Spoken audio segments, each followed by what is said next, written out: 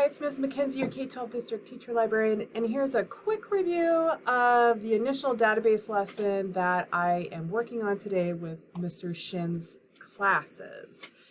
So let me cruise down here real quick.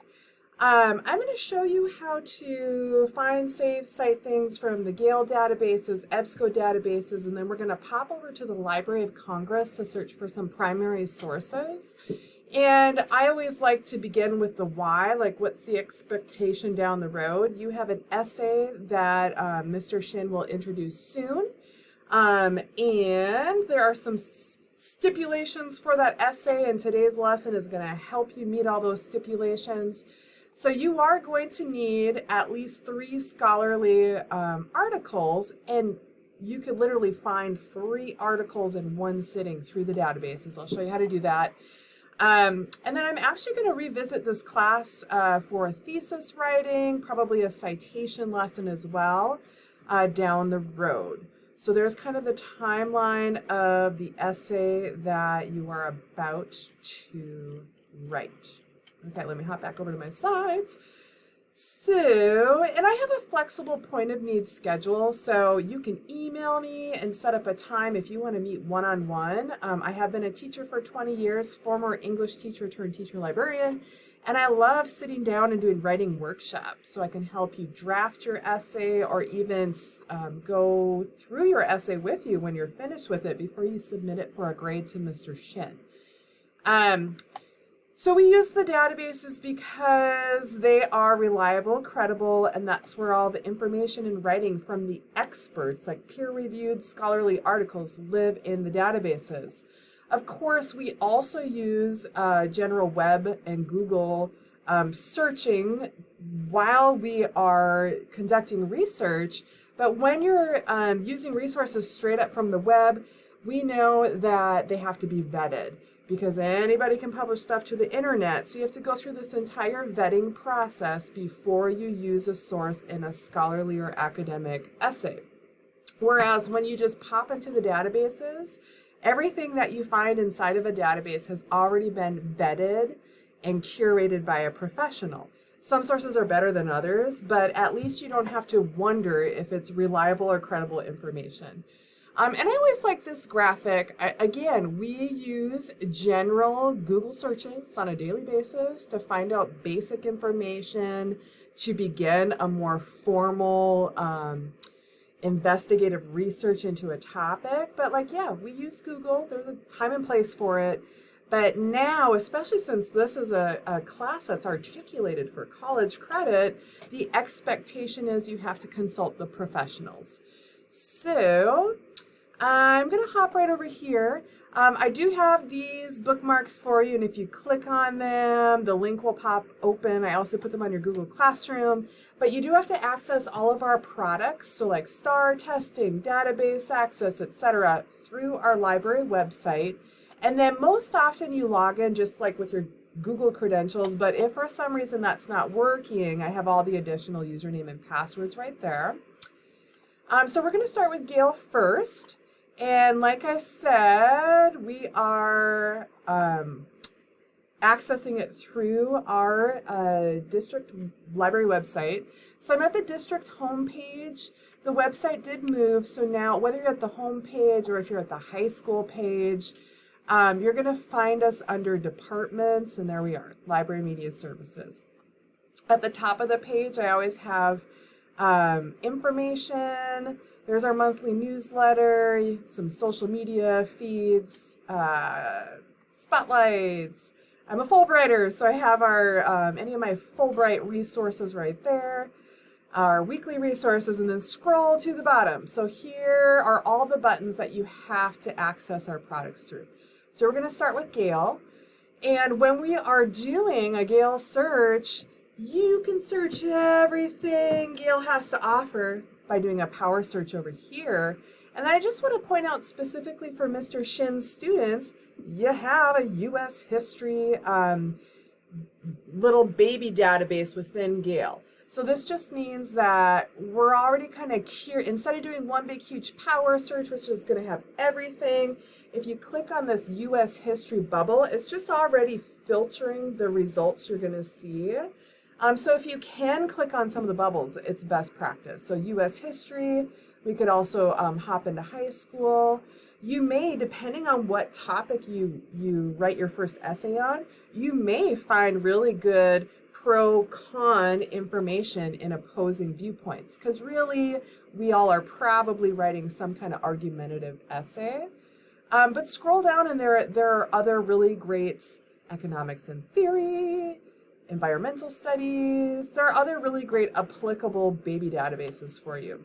And then, yeah, so there we go. Let's hop into, I'm just going to hop into the U.S. History Hub.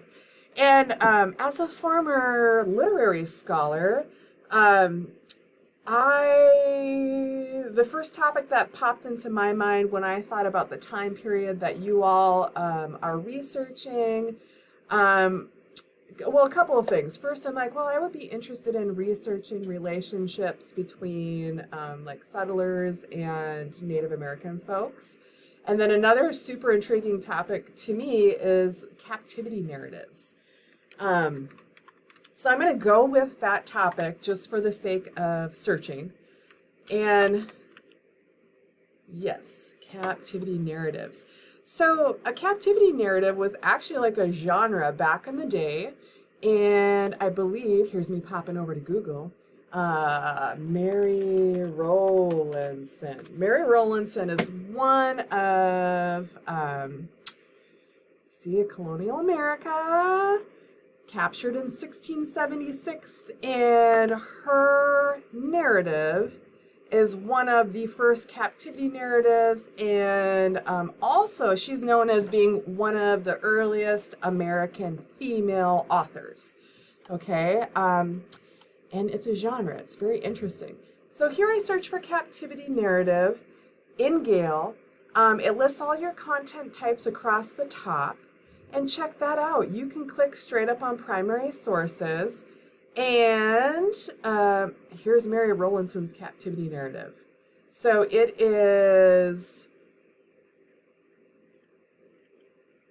transcribed, but we can go out probably through the Library of Congress and find the original source document as well. Okay, but I just did a basic search. So I typed in my search term. Here are types across the top. And then you can also search by subject too. And let me pop back out here. And I do want to mention that whenever you're inside of any database, doesn't matter what database it is, your basic filters, you always limit your search by type, by full text, and by subject.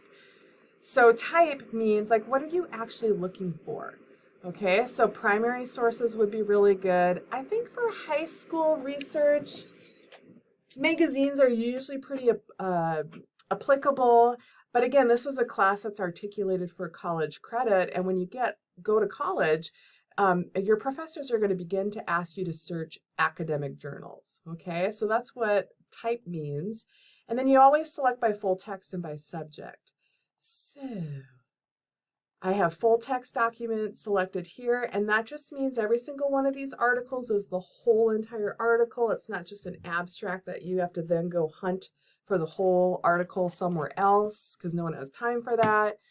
And then the subject list in Gale is fabulous. It takes your one topic, captivity narrative, and it's busting it down into 50 to 60 different subtopics.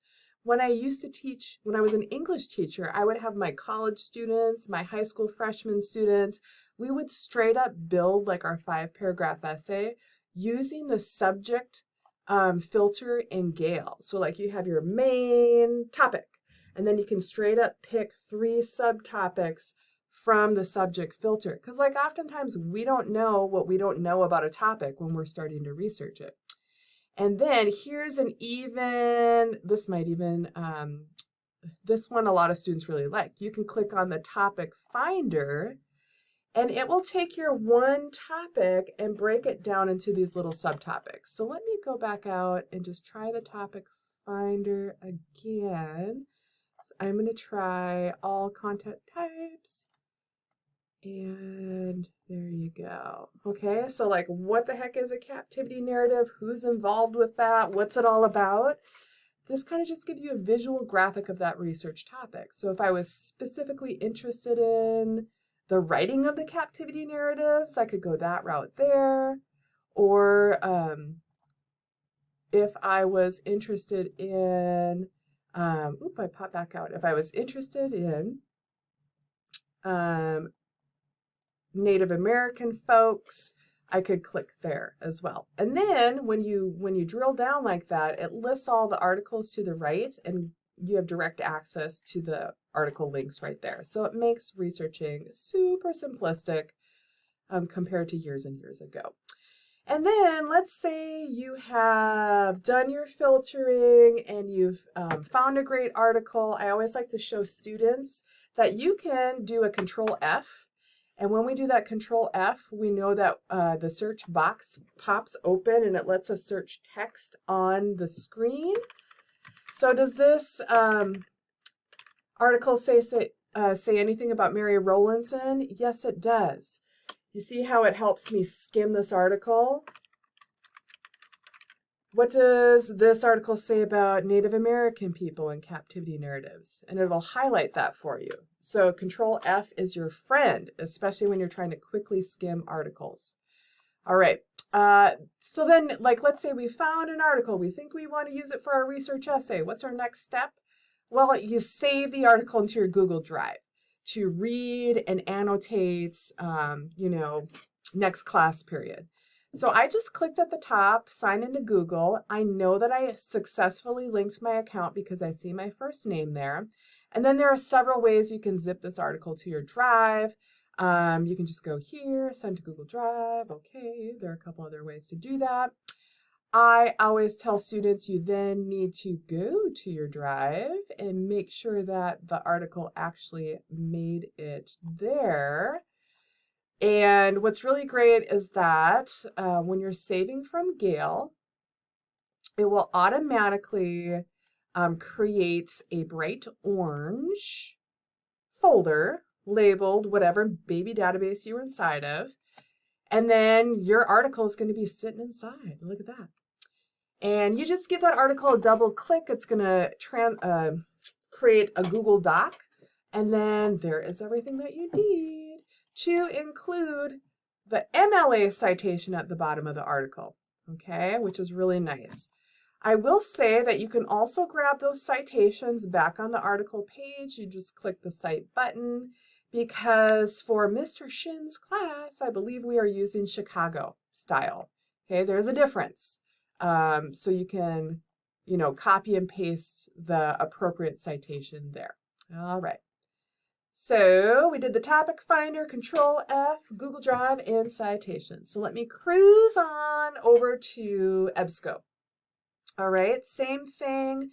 You have to access Ebsco through our library website. Let me get back over there and give Ebsco a click. So this is visually the same interface that you are going to be using when you go to college. Ebsco is a secondary level product, and your college professors are going to assume you know how to find scholarly articles and peer-reviewed articles in the databases your freshman year of college. So let's see what happens when I search for captivity narratives inside of Ebsco. It's going to look different. Gale is K-12, user-friendly, very visual and graphic. Ebsco's not as graphic, but you get more in-depth information. So again, we still want to filter our search always by full text. And you see how you have all the limiters or filters down the left-hand side in Ebsco? So we said by type, by full text, and by subject, always. So I did full text up here. Types, I can expand that. And I see you can actually search straight up primary source documents right there. So let's just filter to that. And okay. So we could read more about Mary Rowlandson's captivity narrative. It looks like it is another primary source. And it's looking like it is a transcription and not the original document, but there you go. Sometimes when you're in the databases, you just have to keep on mining and sifting and searching for information. I filtered down, which is always rule of thumb, but maybe I filtered down too far. This is what I got when I clicked on primary sources. So maybe I need to unselect that. And you see now I'm back to 582 documents. But I'm going to leave it there just for a second because I want to use the subject filter. Okay, so both Gale and Ebsco have these beautiful subject filters, again, taking your one topic, captivity narratives, and busting it down into subtopics, which can be helpful when you don't know what you don't know about a topic, or you don't know what you want to write about a topic. This all helps. So there are 9 specific things about, and maybe I want to do that as well. So you see how I'm just expanding and narrowing and sifting and searching and trying to find, information for my essay. Roles of imperialism. You know what? I'm going to just open this up because it piqued my interest. And this is nice because it is a PDF full text. So when you get PDF, you're actually getting the image from the scholarly journal, which can be really nice and impact your reading and understanding of articles sometimes. Oftentimes in Ebsco, you'll get the PDFs and you may also get the translated copies as well. I'm going to actually pop back out here. That was good that we looked at a PDF. And then, just for the sake of searching and demoing, that's a reference book. But okay, we're just going to go with this reference book, a bit of information, because I just want to show you how Ebsco looks when you zip articles to your drive. So here's our Google Drive button.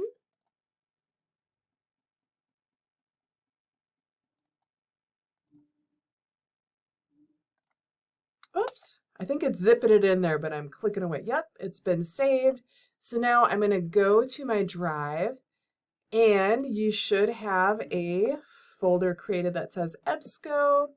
And then there's that article I just opened up. Open with Google Docs, otherwise it looks like garblygook. And here we go. Same thing, it gives you the citation. This is going to be MLA. So we do have to, again, for Mr. Shinn's class, we're going to find the cite button and we're going to make sure that we are using Chicago style. Copy paste. All right. And let me hop back over here. Yeah, just again, primary sources are firsthand witness, their words of the witnesses are firsthand accounts of instances in history. So manuscripts, letters, diaries, etc. I actually love primary sources for my own artwork. I love Montgomery Ward and Sears catalog images, and I love seeing how much stuff used to cost back in the day. And I draw a lot from old Montgomery Ward catalog pictures, interestingly. Okay, tangent. All right, so now we're going to head off to the Library of Congress website because this is where you go to find the primary source hub. Okay, so here we go. There's some actually really cool primary source sets. So you may be able to click on this, typically geared towards teachers, but you could click on this and find like a colonial history set of primary source documents that might be applicable to whatever it is you're researching. Otherwise, you can just go up here and I can type in a search term and then I could narrow it down right here. Let's just type it in and say everything and see what we come up with. Okay, so you can see original source documents written in 1845, 1891. When we open this up, are we going to get images? Sometimes you'll get images and sometimes you will get, again, like the transcription. Sometimes you'll get both. I think this is just taking a while to load. But here is that actual document. Okay, archived, the Library of Congress. All right, so I also want to draw your attention to There's an Ask a Librarian feature. So if I'm not available and you need some assistance, you can actually get a hold of a librarian at the Library of Congress. And there we go. There's the link. I love chat, so they're open from 12 to 4, which is going to be 9 a.m. 12, 11, 10, 9. Yep, 9 a.m. So maybe during class, we'll try to get Library of Congress reference librarian live in the chat with us. We'll see if we can make that happen. And then I also included quite a few different other helpful links for you as you're beginning to conduct research for Mr. Shinn's class. So stay tuned for more awesomeness. Reach out if you need me. I love